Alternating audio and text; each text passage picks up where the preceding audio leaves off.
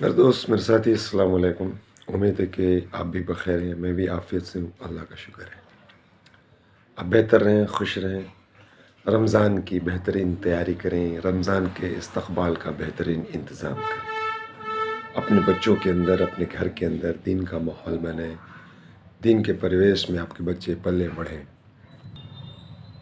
और बात है रमज़ान के हम इस्तक़बाल कैसे करें, रमज़ान की तैयारी हम कैसे करें।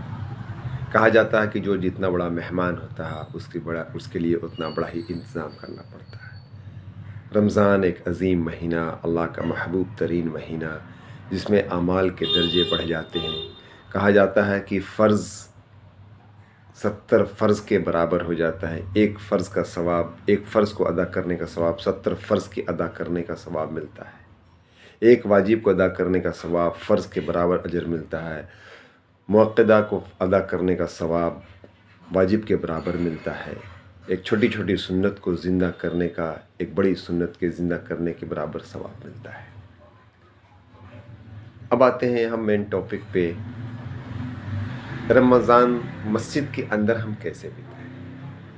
मस्जिद के अंदर कहा कि हमारे महल्ले में जो मदरसे हैं, मदरसे इसलिए बनते हैं कि हमारी ज़िंदगी के अंदर बदलाव आए, हमारी ज़िंदगी के अंदर एक अस्थिरता आए, हमारी ज़िंदगी हमें सोचने पर मजबूर करे कि अल्लाह ने हमें मुसलमान बनाकर दुनिया में क्यों भेजा।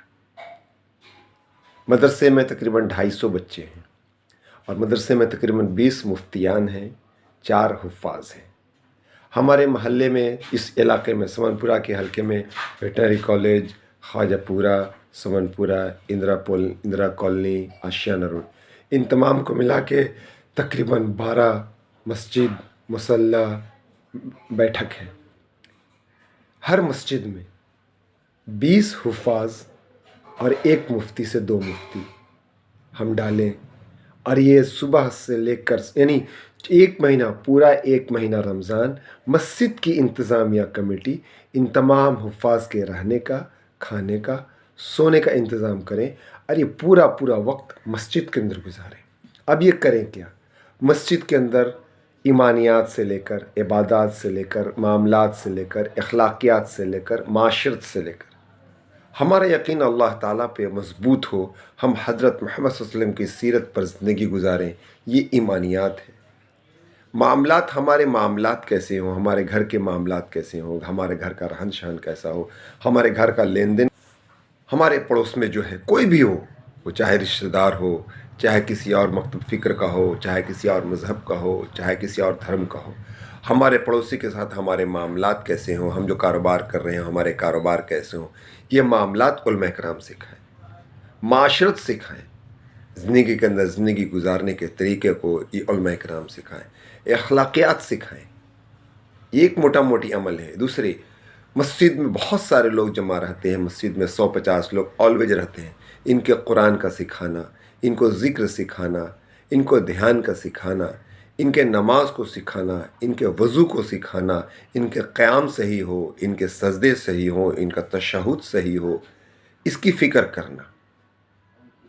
मस्जिद के अंदर मुफ्ती हज़रात बैठकर मसाइल को सिखाएं। नमाज कब फासिद हो जाती है, वज़ू कब पूरा होता है, वज़ू कैसे करें, इन तमाम को तरीक़े को सिखाने का एक पूरा निज़ाम बनाएं।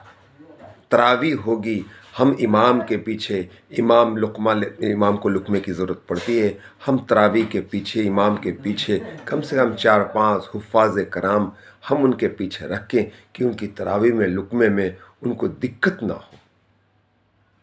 इन तमाम चीज़ों के लिए हमारे पास ये बच्चे होने चाहिए, ये मुफ्तियान, ये हुफ़ाज़ होने चाहिए।